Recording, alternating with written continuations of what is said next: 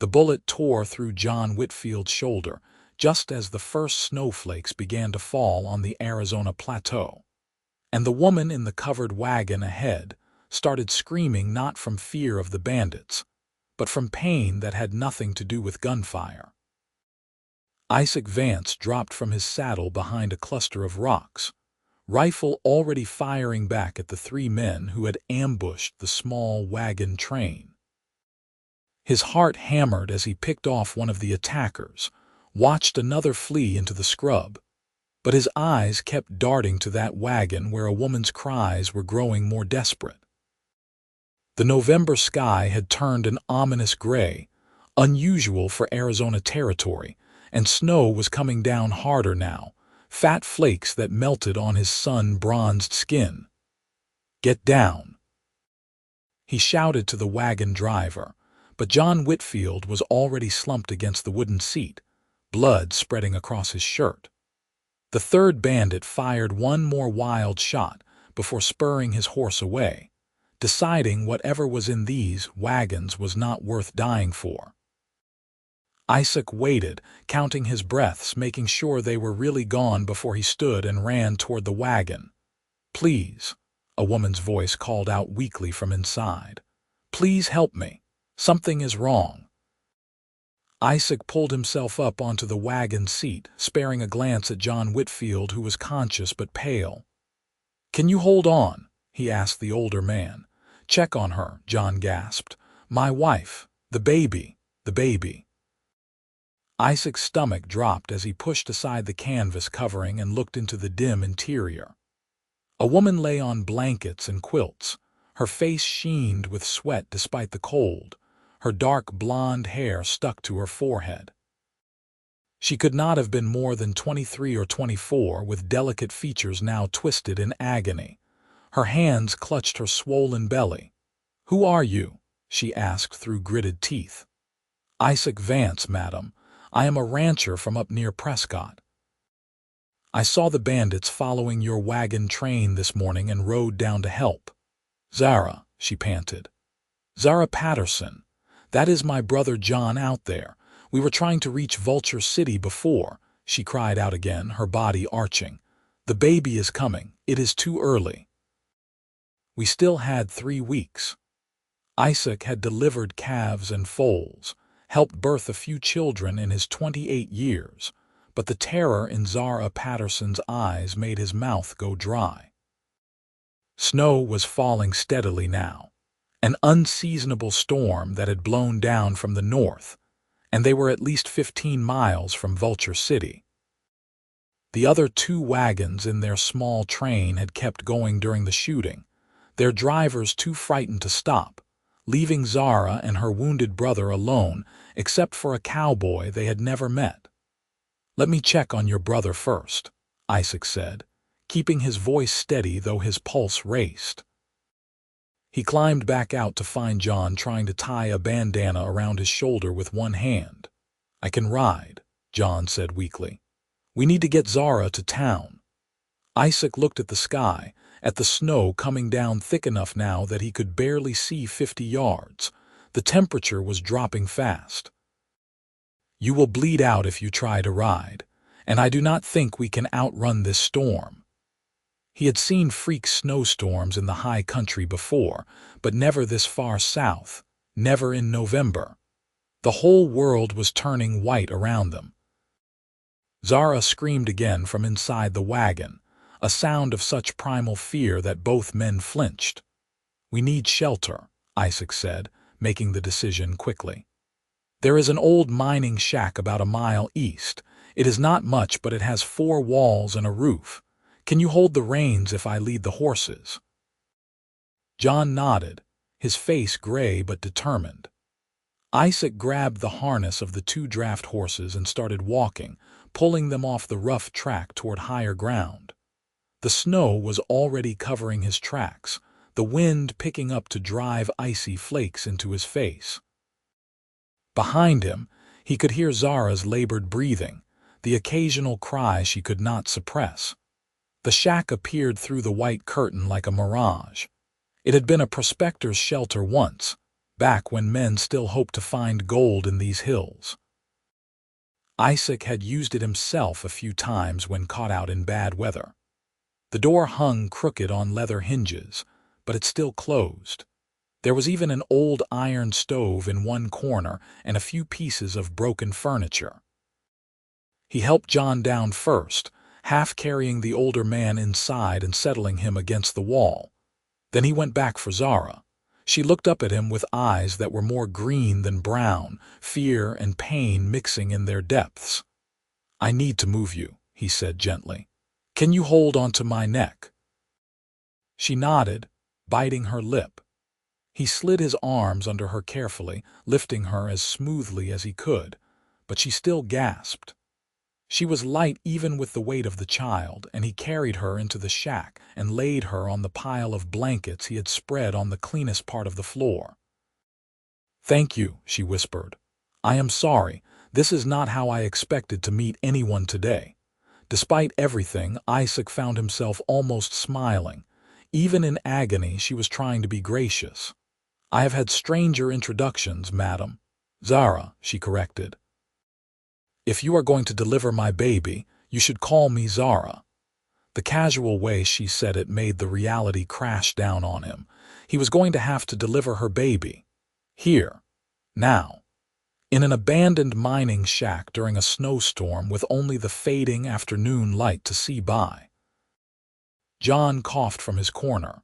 "There is a medical bag in the wagon. Sarah packed it before we left Missouri. And lanterns. Blankets." Isaac nodded and plunged back out into the storm. It took him 3 trips to bring in everything he thought they might need. Supplies, blankets, his own bedroll, the medical bag which turned out to be well stocked with clean cloths and basic instruments. He unhitched the horses and led them to a lean-to behind the shack where they would at least have some shelter, then gathered what little wood he could find that was not already buried in snow. By the time he got back inside, the light was fading fast. He lit 2 lanterns and hung them from nails in the walls, creating pools of golden light in the gathering darkness. The wind howled outside, and snow was already drifting against the door. They were well and truly trapped. Zara had gone quiet, her breathing shallow. Isaac knelt beside her and she opened her eyes. "How far apart are the pains?" he asked. "I do not know any more. Close, very close." Her hand found his, gripped it hard. "I am frightened." "I know," he said honestly, "but we will get through this. You are strong, I can see that."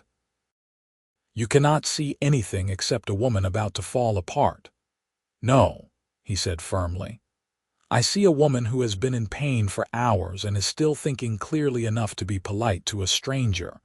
I see someone who crossed half a country pregnant to start a new life. That takes more courage than most people have." Her eyes filled with tears. "My husband died 3 months ago. Fever. We were in a camp in New Mexico territory. John said we should go back to Missouri, but I could not. James and I had dreamed of California, of starting fresh. I wanted this baby to be born somewhere new, somewhere without all the old sadness." She gasped as another contraction hit, her fingers digging into his hand hard enough to hurt. Isaac grabbed a cloth and wiped her forehead. "Tell me about him, about James." It was a trick his mother had taught him long ago, when his sister was giving birth. Keep them talking. Keep their mind occupied between the pains. Zara talked haltingly about James Patterson, a dreamer who had worked as a clerk but wanted to farm, who had died before he could meet his child. She talked about leaving Missouri with John, her older brother who had given up his own plans to escort her west. She talked until the words dissolved into cries again. The hours blurred together. Isaac had delivered that calf, had seen his sister through labor, but this was different. The intimacy of it, the vulnerability, the way Zara looked at him like he was the only solid thing in a world of pain. He found himself talking too, filling the spaces between contractions with stories about his ranch, about growing up in the Arizona high country, about anything that might distract her. "Why were you alone out here?" she asked during one brief respite, her voice hoarse. "I was not alone. I was scouting ahead of a cattle drive, looking for water and good grazing. Saw your wagon train yesterday evening and noticed those 3 men following at a distance this morning." He did not tell her that something had pulled him toward that train, some instinct he could not name. "I am glad I was here." "So am I." She smiled weakly. "Even if the circumstances are terrible." John had fallen into a restless sleep in his corner. Isaac had cleaned and bandaged his shoulder as best he could, but the man needed a doctor. They all needed more than what this shack could provide, but the storm outside showed no sign of stopping. Through the gaps in the walls, Isaac could see snow piling up, could hear the wind screaming across the plateau. Near midnight, Zara's water broke. She looked at Isaac with pure terror. "It is really happening." "It is really happening," he confirmed, his own heart racing. He washed his hands with water from his canteen, used the clean cloths from the medical bag. The lantern light flickered, casting dancing shadows on the walls. What happened next was both eternal and instant. Zara bore down when he told her to, screamed when she needed to, held his hand so tight he thought bones might crack. He coached her through it, remembering fragments of what the midwife had said during his sister's labor, praying he was doing it right. The baby came just as the storm reached its peak, a tiny furious creature that emerged into Isaac's shaking hands and immediately began to wail. A boy. Small but fighting, his lungs apparently working just fine. "You have a son," Isaac said, his voice breaking. He wrapped the baby in clean cloths and laid him on Zara's chest. Her hands came up trembling to hold the tiny bundle, tears streaming down her face. "A son," she repeated in wonder. "James's son." Isaac tended to the rest quickly, clumsily, doing what needed to be done. The afterbirth came normally. The bleeding seemed manageable. He covered them both with blankets, stoked the stove until it glowed red, and sat back on his heels feeling like his heart might explode. Zara was looking at the baby with an expression of such fierce love that Isaac had to turn away, something tightening in his chest. He had never wanted children of his own, had been content with his ranch and his solitude. But seeing her there, exhausted and radiant, holding new life in her arms, something shifted inside him. "What will you name him?" he asked quietly. She was quiet for a long moment. James John Patterson, for his father and his uncle." She looked up at Isaac, her eyes luminous in the lamplight. "And Isaac for his middle name, if that is all right with you. You do not have to, I want to. You gave him life tonight. Well, we both did." Her smile was tired but genuine. "James Isaac John Patterson." "It is a mouthful, but he will grow into it." The baby made small snuffling noises against her chest. His tiny fist had worked its way out of the blankets, no bigger than a walnut. Isaac reached out almost without thinking, and the infant's fingers closed around one of his, gripping with surprising strength.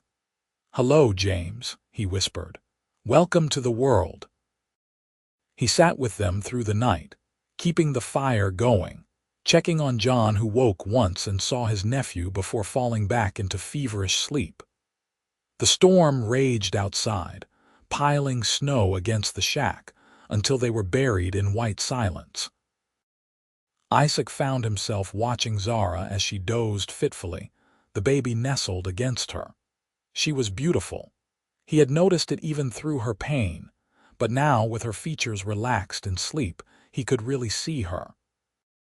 The curve of her cheek, the dark gold of her lashes, the strength in the line of her jaw. And more than beautiful, she was brave. Brave enough to endure everything this day had thrown at her, brave enough to bring a child into the world under impossible circumstances. He was in trouble. He had known it the moment her hand first gripped his, but he knew it even more certainly now. This woman, this stranger, had somehow worked her way into his heart in the space of one long, terrible, wonderful night. The storm broke near dawn, the wind dying away to leave an eerie stillness. Isaac opened the door to find the world transformed. Snow covered everything in sculpted drifts, pure white under the pale morning sun. It was beautiful and deadly. The temperature had dropped well below freezing. He checked the horses first, relieved to find them huddled together but alive. Then he came back to find Zara awake, nursing the baby with a combination of wonder and uncertainty.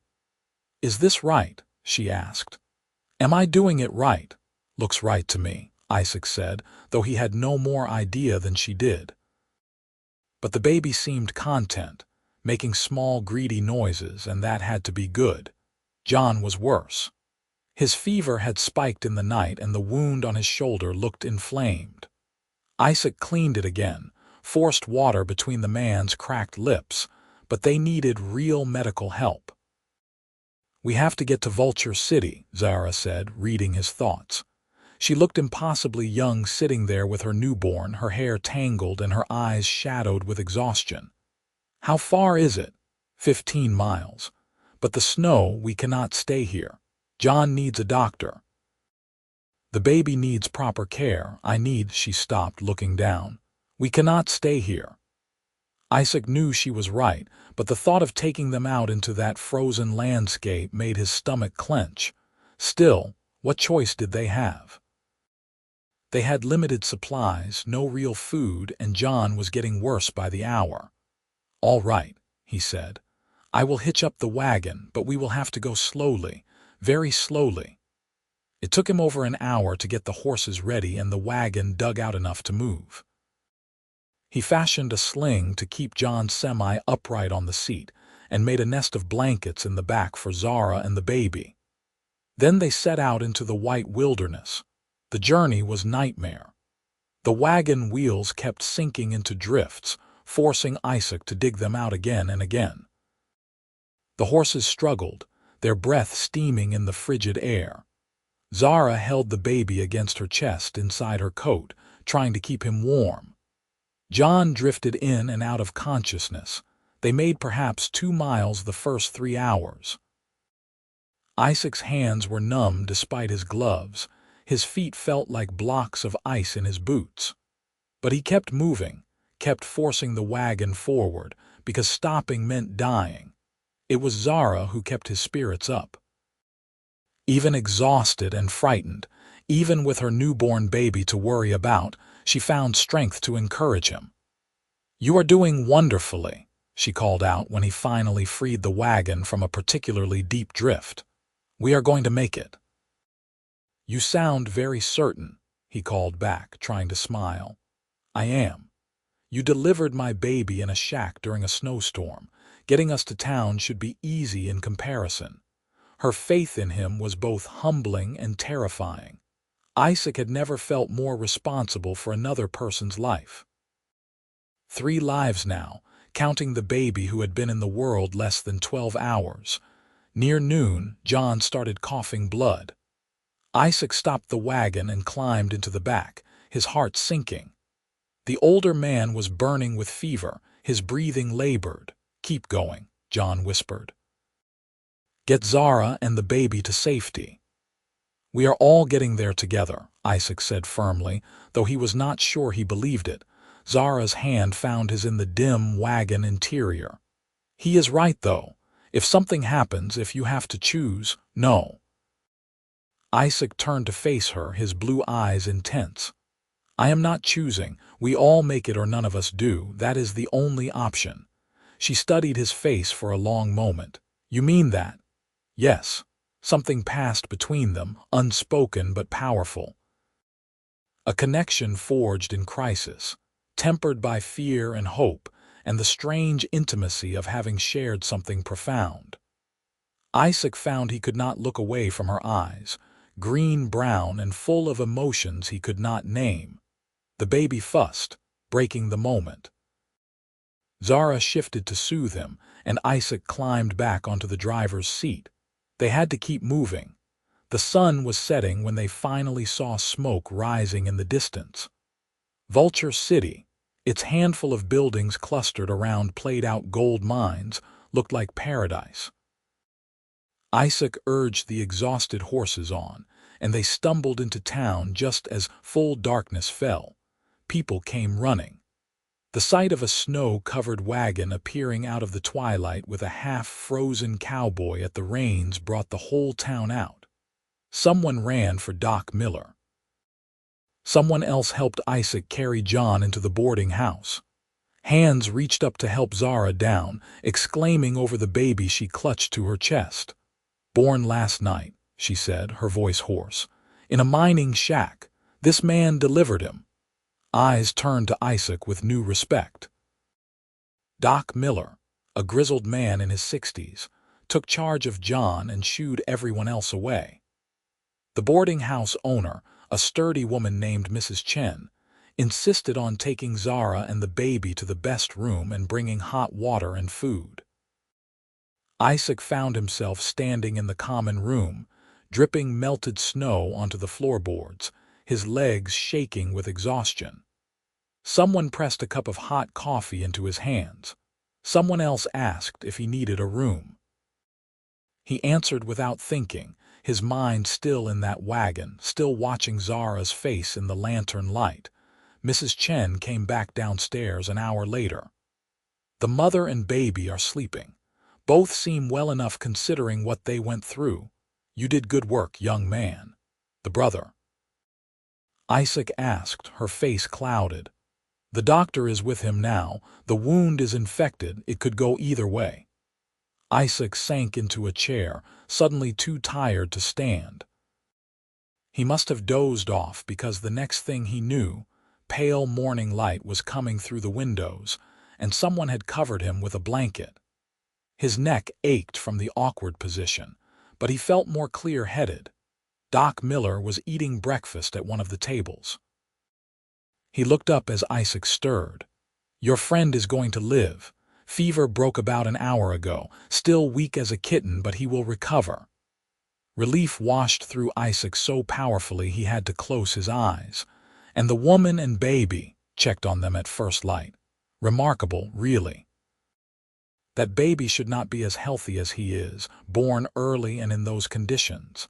And the mother is tough. She will need rest and good food, but she will be fine." Doc Miller gave him a keen look. "You saved their lives, you know, all three of them." Isaac shook his head. "I just did what needed doing. Most men would have panicked. Hell, most men would not have ridden down to help in the first place. You are Isaac Vance, right? Heard about you. You have that ranch up in the hills, run it yourself." "That is right. Lonely life." Isaac had never thought so before, but now he found himself wondering. The ranch had always been enough for him, the work and the land and the solitude. But that was before he met a woman who could smile even in the depths of pain, before he held a newborn baby and felt something in his chest crack open. He went to check on the horses and found them being well cared for in the livery stable. The owner refused payment. "For what you did, bringing those folks in through that storm. Your horses stay free as long as you are in town." Vulture City was small, maybe 200 souls clinging to the dream of gold that was mostly played out. But the people were generous, passing the hat to help the newcomers, bringing baby clothes and food to the boarding house. By afternoon, half the town had stopped by to see the miracle baby born in the snow. Isaac kept his distance, telling himself Zara needed rest, that he would just be in the way. But near evening, Mrs. Chen found him in the stable grooming his horse and fixed him with a no-nonsense stare. "That young woman has been asking for you all day. Are you going to go see her, or do I have to drag you up there?" Heat rose in Isaac's face. "I did not want to intrude." "Intrude? You delivered her baby. I think you are past worrying about intruding." She softened slightly. "She wants to thank you properly, and I think she wants to see a friendly face. Her brother is still too weak to get out of bed, and she is alone in a strange town with a newborn. Go on now." Isaac washed up at the pump, changed into his spare shirt, and climbed the stairs to the second floor with his heart hammering like he was 16 again. He knocked softly on the door. "Come in," Zara's voice called. She was sitting up in bed, the baby sleeping in a wooden cradle someone had loaned her. She had bathed and changed into a borrowed nightgown, and her hair fell loose around her shoulders. She looked rested, though there were still shadows under her eyes. "Isaac," she said, and the way she said his name made his chest tight. "I was beginning to think you had left town. No, just trying to stay out of the way." "Out of the way?" She shook her head, almost laughing. "You saved our lives. You are the last person who should stay out of the way. Please sit down." He pulled up the room's single chair, suddenly awkward. In the lantern-lit shack during the storm, he had known what to do, how to act. Here in this civilized room with her looking at him with those expressive eyes, he felt lost. "John is doing better," she said. "I saw him this morning. He said to tell you thank you. I am glad he is recovering." "Isaac." She waited until he met her eyes. "You delivered my baby. You carried me through a blizzard. You refused to give up on any of us even when you had every reason to." "I do not know how to thank you for that." "You do not need to thank me." "Yes, I do. You gave me my son. You gave me my life." Her voice wavered. "I keep thinking about what would have happened if you had not been there, if those bandits had attacked and there had been no one to help. We would all be dead now. But you are not. You are here and you are safe and your son is healthy. That is what matters." She reached out and took his hand, the same gesture she had made in the wagon but different now, deliberate. "I want you to know that I see what you did, all of it. Not just the obvious things but the small kindnesses. The way you kept me talking to distract me from the pain. The way you looked at James when he was born like he was precious. The way you put everyone else before yourself." Her fingers tightened on his. "You are a good man, Isaac Vance." He should have said something smooth, something charming. Instead, he just sat there holding her hand and feeling like the world had tilted on its axis. "You are pretty remarkable yourself, Zara Patterson." They talked until the baby woke hungry and Isaac excused himself to let her nurse in private. But he came back the next day, and the day after that. He told himself he was just checking on their recovery, making sure they had everything they needed. But the truth was he could not stay away. John was up and walking within a week, his arm in a sling but his color good. He found Isaac in the boarding house common room one evening and sat down heavily. "We need to talk," the older man said. Isaac's stomach clenched. "All right." "Zara told me everything. About the birth, about the journey to town, about how you refused to give up on me even when I was half dead." John met his eyes steadily. "She also told me that you have been visiting every day, that you brought baby clothes and food, that you sit with her and keep her company." "I did not mean any disrespect." "Disrespect?" John almost smiled.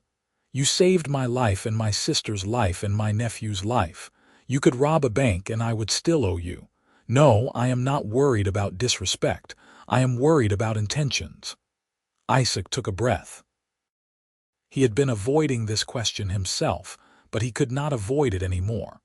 "I care about your sister, more than I probably should after such a short time, but I am not going to pretend I do not. She is a widow with a newborn baby, alone in the world except for me. I know. She has been through hell these past few months, lost her husband, crossed half a continent pregnant, nearly died giving birth in a shack. I know that too." John studied him for a long moment. "What are your intentions, Vance? Honest ones." Isaac met his gaze squarely. "I do not know what happens next. Maybe she will want to keep going to California like she planned. Maybe she will want to settle here. Maybe she does not feel the same way I do. But whatever happens, I want to be part of her life. hers and the baby's, if she will let me. And if I object, then I will respect that, but I will still ask her. She has a right to make her own choices. Something shifted in John's expression, approval maybe. You are direct. I appreciate that. For what it is worth, I think Zara cares about you too. I see how her face lights up when you visit. But she is scared, I think, scared of getting hurt again, scared of making a mistake that will affect her son. I would never hurt her. You cannot promise that, none of us can, but I believe you mean it. John stood up. Talk to her, really talk to her. She deserves to know how you feel. But talking to Zara turned out to be harder than delivering her baby. Isaac visited the next day with wildflowers he had ridden out to pick, even though snow still covered the ground in patches. She was in the rocking chair by the window, the baby sleeping in her arms, and the afternoon sun turned her hair to gold. "Those are beautiful," she said, surprised. "Where did you find flowers in November?" "There is a south-facing slope about 3 miles out where the snow melted fast. Desert marigolds, they are tough." He handed them to her, suddenly self-conscious. "Like you." She buried her face in them, hiding her expression. "Thank you. That is the sweetest thing anyone has given me in a long time." He pulled up the chair and they sat in companionable silence for a while, watching the baby sleep. James was gaining weight, his tiny features starting to fill out. He was beautiful, Isaac thought. Beautiful like his mother. "I have been thinking," Zara said quietly, "about what comes next. John is almost recovered. Soon we will need to decide whether to keep going to California or settle somewhere. And I realized I have no idea what I want anymore." "What did you want before?" "California. Fresh start. Land of opportunity. Everything James dreamed about." She looked down at the baby. "But now James is gone and I have this little one to think about, and California seems so far away and uncertain." "What about Vulture City?" She smiled slightly. "It is not much of a city, is it? More like a large town clinging to the side of a mountain. But the people have been kind. Very kind. And it is not California, but maybe that does not matter as much as I thought it did." Isaac's heart was beating too fast. "You could stay. Build a life here." "Could I?" She turned to look at him fully, and there was something in her eyes that made his breath catch. "What kind of life would that be, Isaac? A widow with a baby, no husband, no real means of supporting herself. John will help, of course, but he cannot take care of us forever. He has his own life to live." This was it. The moment he had been building toward all week. Isaac leaned forward, his hands clasped between his knees. "What if you did not have to do it alone?" "What do you mean?" "I have a ranch. It is not huge, but it is successful. Good water, good grazing. I run about 200 head of cattle and 30 horses. The house is solid, 2 bedrooms and a real kitchen. There is room to grow." He was babbling now but could not seem to stop. "I know it is too soon. I know you barely know me. But Zara, I have not been able to stop thinking about you since that night in the shack. You are brave and strong and kind, and the way you look at your son makes me want to be part of that. Part of you both." She was staring at him, her eyes wide. "Isaac, I am not asking you to marry me tomorrow. I know you need time. I know you are still grieving your husband. But I am asking you to consider staying, to give us a chance." He met her eyes. "I am falling in love with you, Zara. Maybe I already fell. And I would spend the rest of my life trying to make you and James happy if you would let me." Silence stretched between them. The baby stirred, made a small noise, settled again. Zara's eyes had filled with tears. "You barely know me," she whispered. "I know enough.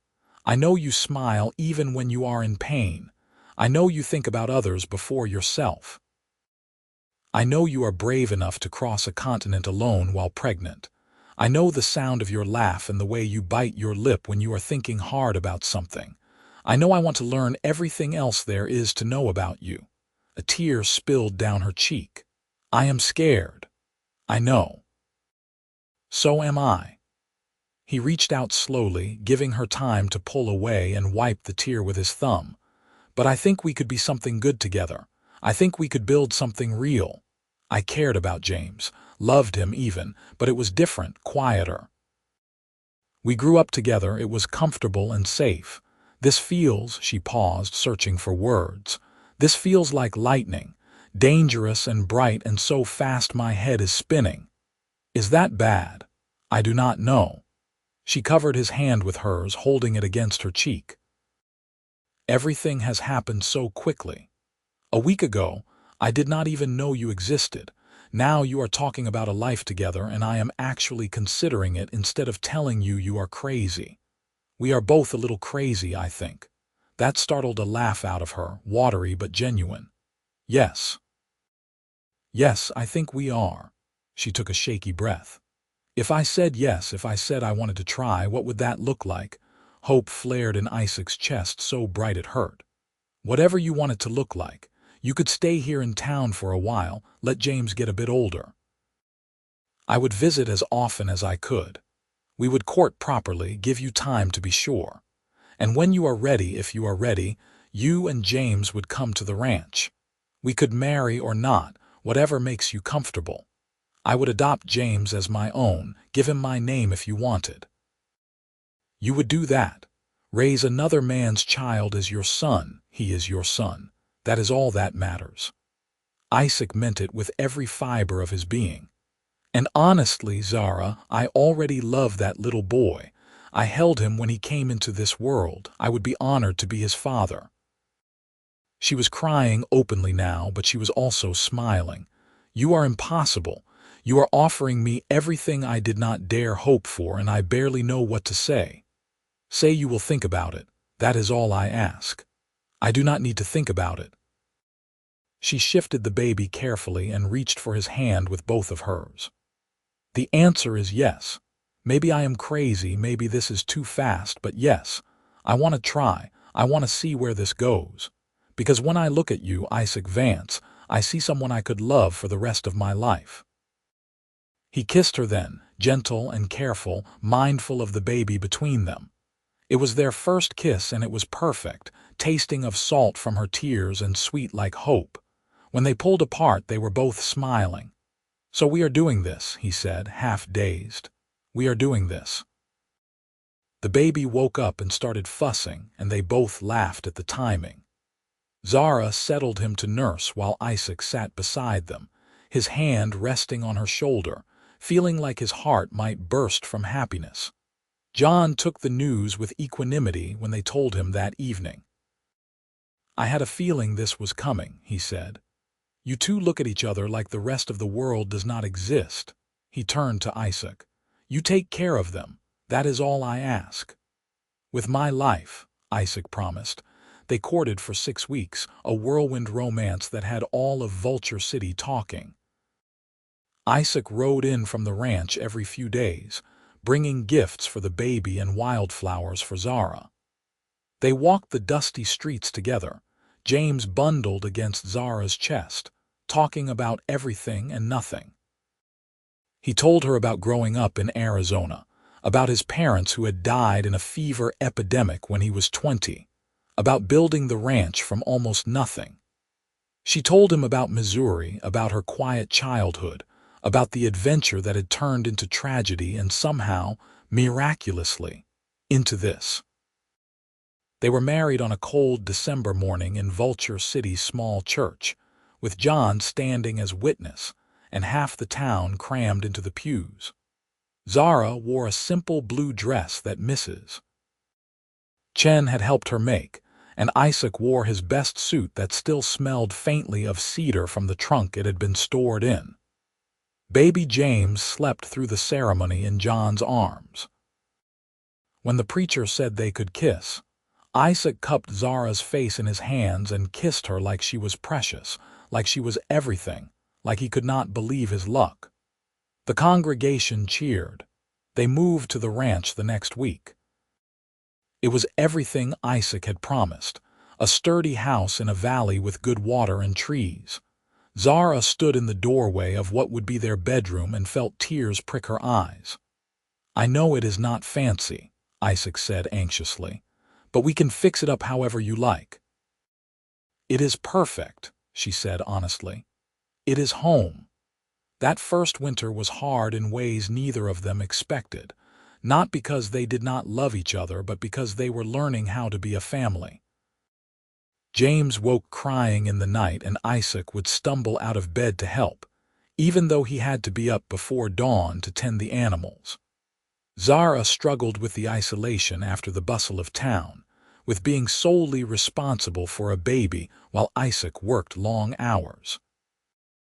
They had their first fight over something stupid, Isaac coming in exhausted and snapping at her, Zara too tired to be patient. But they learned to apologize, to talk instead of letting resentment fester, to choose each other even when it was hard. And there were beautiful moments too. Isaac teaching Zara to ride, the two of them racing across the valley with James laughing from the sling on her chest. Nights by the fire with the baby between them, both of them just watching him sleep and marveling that they had made this life together. The first time James smiled at Isaac and called him Da in his baby babble, and Isaac had to turn away to hide the tears in his eyes. Spring brought new calves, and the hard work of branding and moving the herd to summer pasture. John came to visit and stayed a week, helping with the work and getting to know his nephew. He pulled Isaac aside one evening. "She is happy," he said. "Really happy. I was not sure at first, thought maybe she was rushing into this to feel safe, but it is real. You are good for each other."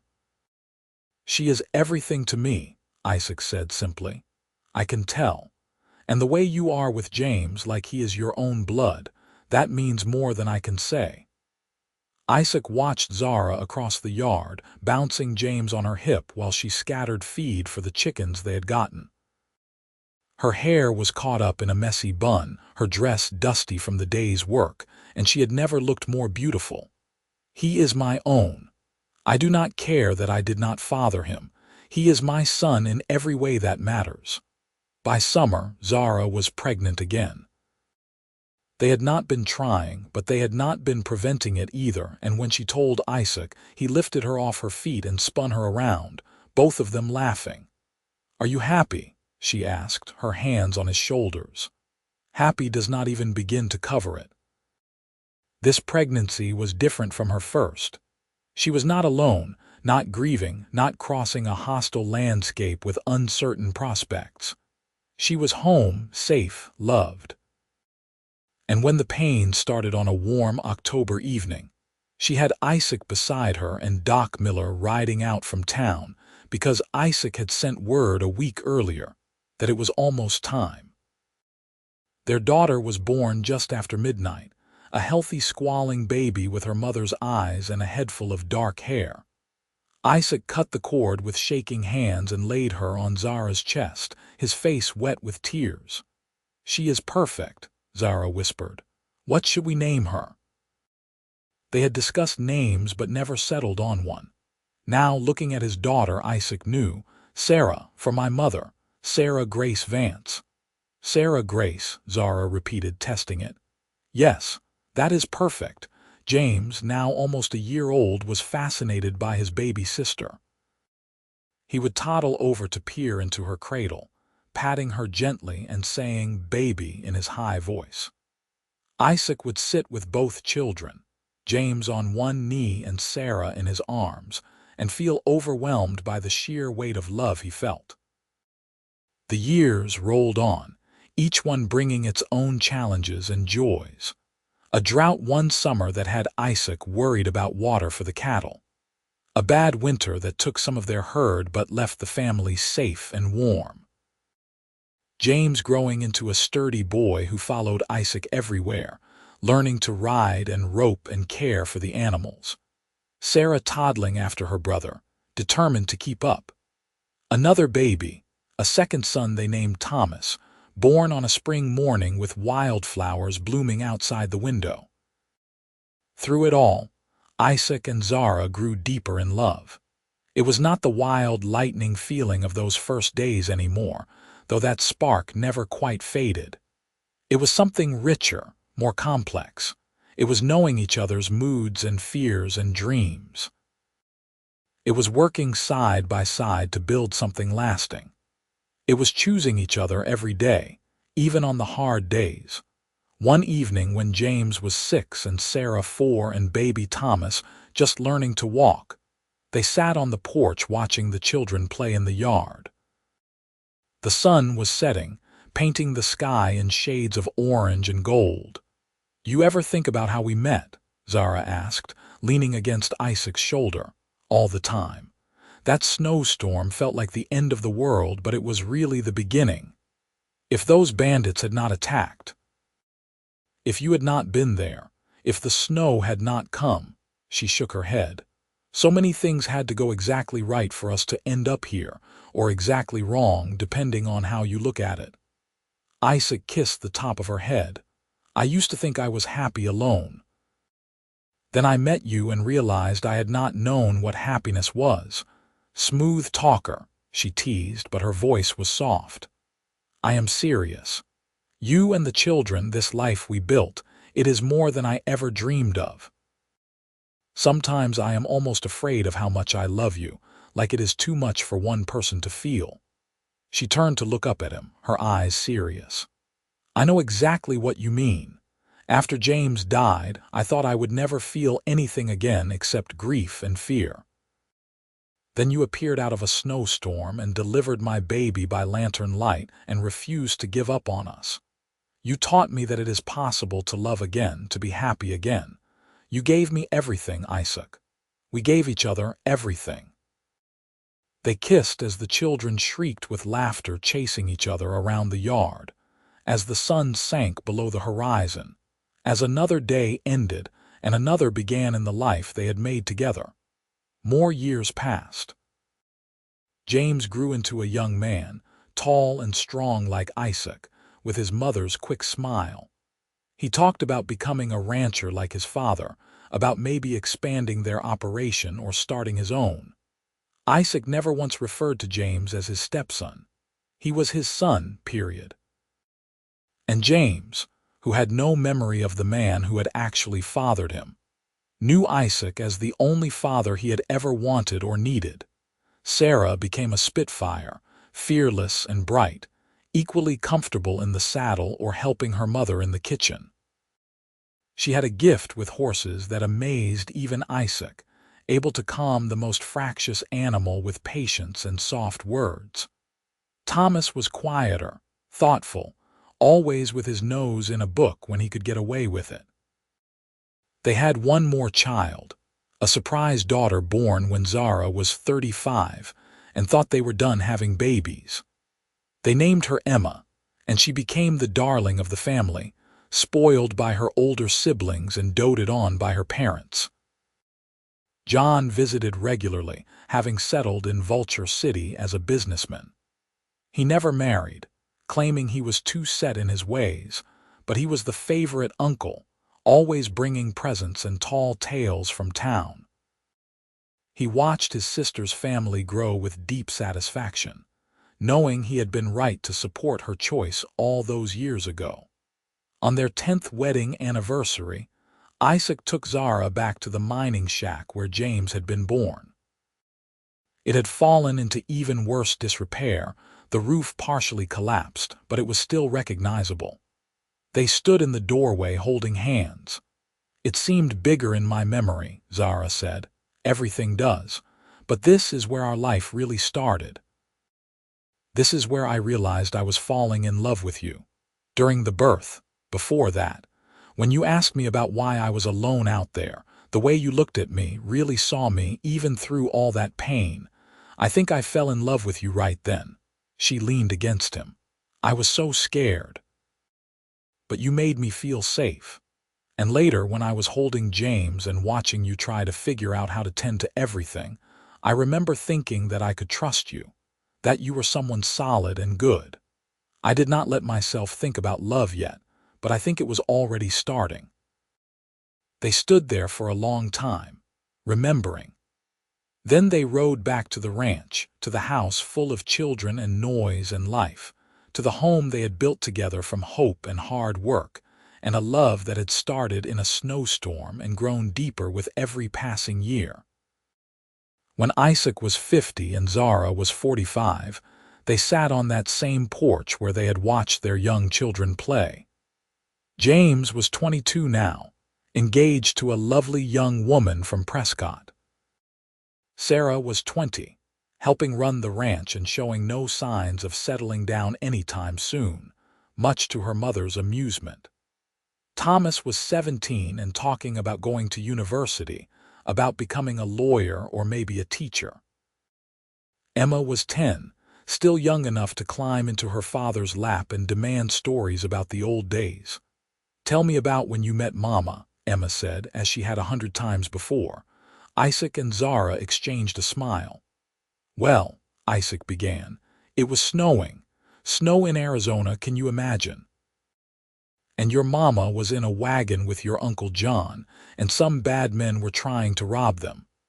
And you saved them," Emma said, knowing the story by heart but never tiring of it. "I helped. But your mama is the one who saved herself, really. She was the bravest person I had ever met." "Was not," Zara protested, as she always did. "I was terrified. Brave people are always terrified. That is what makes them brave." He hugged Emma close. "Anyway, the snow got worse and worse, and we had to take shelter in an old shack, and that is where your brother James was born." "By lantern light," Emma added, "because there was no electricity." "That is right. Just 2 lanterns and a lot of prayers. And when your brother was born, when I held him for the first time, I knew my life had changed forever. Because you fell in love with Mama. Because I fell in love with both of them. And then your mama was brave enough to take a chance on a cowboy she barely knew, and we built this ranch together. And then came Sarah and Thomas and finally you, the best surprise we ever got." Emma giggled. "Tell me the part about the wagon getting stuck in the snow." As Isaac recounted the journey to Vulture City, Zara watched his face. 22 years together, and she still felt that flutter in her chest when he smiled. He had gray in his hair now, lines around his eyes from years of squinting into the sun, but he was still the man who had refused to give up on her in that snowstorm. Still, the man who chose her and her son when he could have walked away. Still the man she loved more than she had thought it was possible to love anyone. Later, after Emma had gone to bed and they were alone, Isaac pulled Zara into his arms. They swayed together on the porch to music only they could hear, the stars bright overhead. "Happy anniversary," he murmured into her hair. "Happy anniversary, though it is not for another week. I know, but I wanted to tell you now. I wanted to say that these 22 years have been the best of my life. Every day with you is a gift, even the hard days. Especially the hard days, because we got through them together." He pulled back to look at her. "I would do it all again. The snowstorm, the fear, the uncertainty, all of it just to end up here with you. You old romantic, only for you." She kissed him, slow and deep, and it still felt like lightning. Still felt dangerous and bright and perfect. "I love you, Isaac Vance. I will love you until the day I die and probably beyond that. Good, because I plan on loving you for eternity at least." They stood together on the porch of the house they had built, surrounded by the land they had worked, filled with the love they had grown, and knew that they had found something rare and precious. Not perfect, because nothing in life was perfect, but real, honest, true. The snow that had brought them together was long melted, but its memory remained, a reminder that sometimes the hardest moments led to the greatest blessings. That sometimes a cowboy riding alone could find his whole world in a wagon in a storm. That love could bloom in the most unlikely places, between the most unlikely people, and grow into something that would last a lifetime. As the years continued to unfold, Their love story became a legend in those parts. The tale of the cowboy who delivered a baby by lantern light in a snowstorm and fell in love with the mother. People told it in the saloons and around campfires, embellishing it with each retelling until it was hard to separate fact from fiction. But Isaac and Zara did not mind. They knew the truth of what had happened, the reality of what they had built together. James grew up to be a fine rancher, combining what Isaac had taught him with innovations of his own. He married his sweetheart Emily, and they had 3 children who called Isaac and Zara Grandma, and Grandpa with shrieks of joy whenever they visited. Sarah eventually fell in love with a horse trainer from California, a quiet man who appreciated her wild spirit, and they started a breeding operation that became famous throughout the territory. Thomas did go to university and became a teacher, returning to Vulture City to run the school and educate the next generation. Emma, true to form, surprised everyone by becoming a doctor, one of the first women physicians in Arizona. Isaac and Zara watched their children and grandchildren grow with pride and wonder.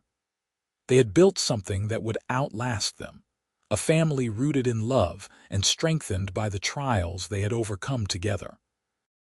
The ranch prospered, expanding over the years until it was one of the most successful operations in the territory. But more than the material success, more than the land or the cattle or the money, what mattered was the love. The way Isaac still brought Zara wildflowers every spring. The way she still made his favorite meals and left him little notes in his saddle bag when he had to be away. The way they still danced on the porch on warm evenings, moving slowly to the rhythm of a life well lived together. When Arizona became a state in 1912, they celebrated with their whole family gathered around them.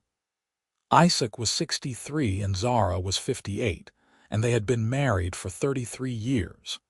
Their children and grandchildren filled the house to bursting, and there was laughter and food and joy. "Can you believe it?" Zara said to Isaac as they watched the chaos from the porch swing. "We have lived to see Arizona become a state. I can believe it. You and me, we are survivors. We have lived through worse than waiting for statehood." She laughed and took his hand. It was weathered now, the skin thin and marked with age spots, but it was still the hand that had delivered her baby, still the hand that had pulled her to safety, still the hand she wanted to hold above all others. "You remember what you said to me that night in the shack?" she asked. "When I was so scared and you kept me talking, I said a lot of things. I was terrified too, you know. You told me to tell you about James, my first husband, and I did, because talking helped. But what I remember most is how you listened.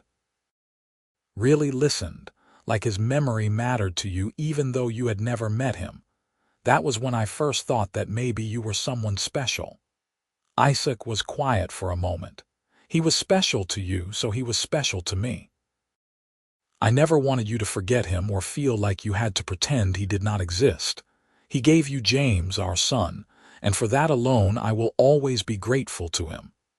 You are a good man, Isaac Vance, the best man I have ever known, and you are the best thing that ever happened to me." They sat together as the sun set, surrounded by the noise and love of their family, 2 people who had found each other in a snowstorm and built a life that was richer than either could have imagined. The years were not always easy. They lost friends to age and illness. The ranch had good years and bad years. The world changed around them, becoming faster and louder and more complicated. But through it all, they had each other. Through droughts and floods, through births and deaths, through joy and sorrow, they had each other. When Isaac was 75, he had a bad fall from a horse and broke his hip.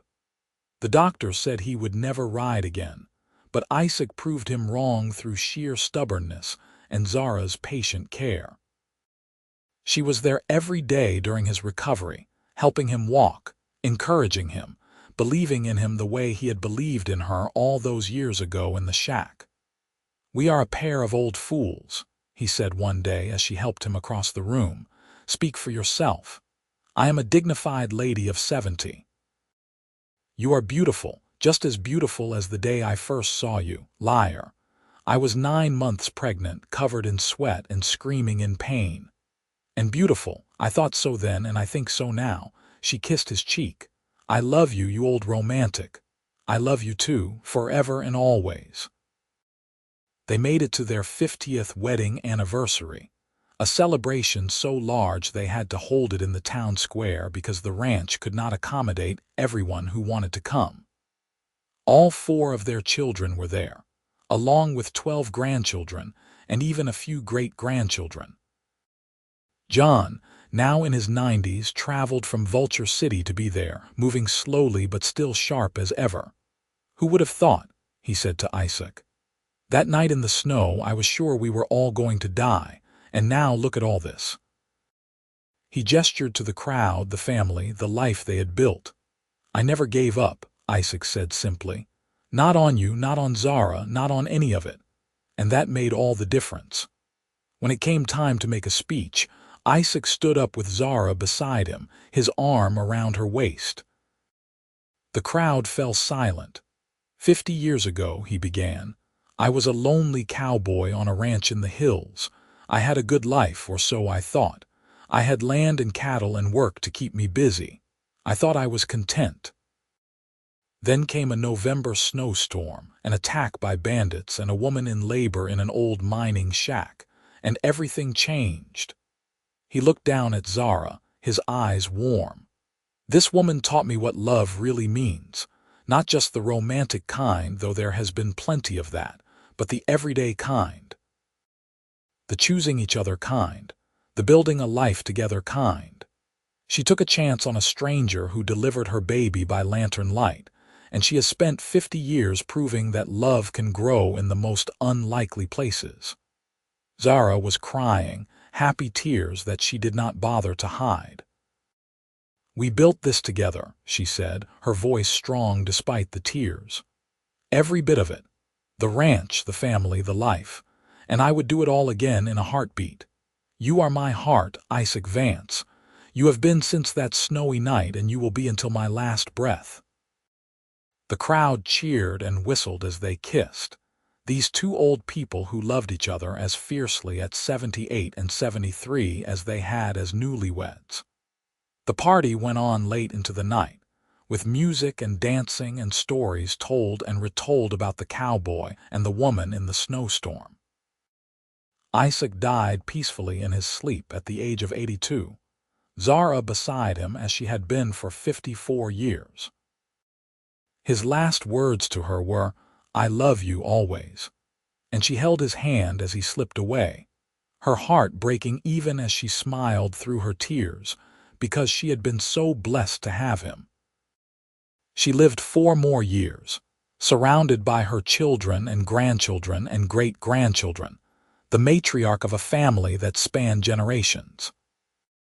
She told stories about Isaac, keeping his memory alive, making sure the youngest ones knew about the cowboy who had saved her in a snowstorm and loved her for a lifetime. When she died at 81, they buried her next to Isaac on the ranch they had built together. The whole town came to pay their respects, remembering the love story that had become legend. At the funeral, James stood up to speak, now a gray-haired man of 60 himself. "My parents," he began, and had to stop to compose himself. "My parents taught me what love looks like. Not the easy kind, but the real kind. The kind that lasts through storms and struggles and all the ordinary days in between. My father was not the man who gave me life, but he was the man who raised me, who taught me everything worth knowing, who chose to love me as his own.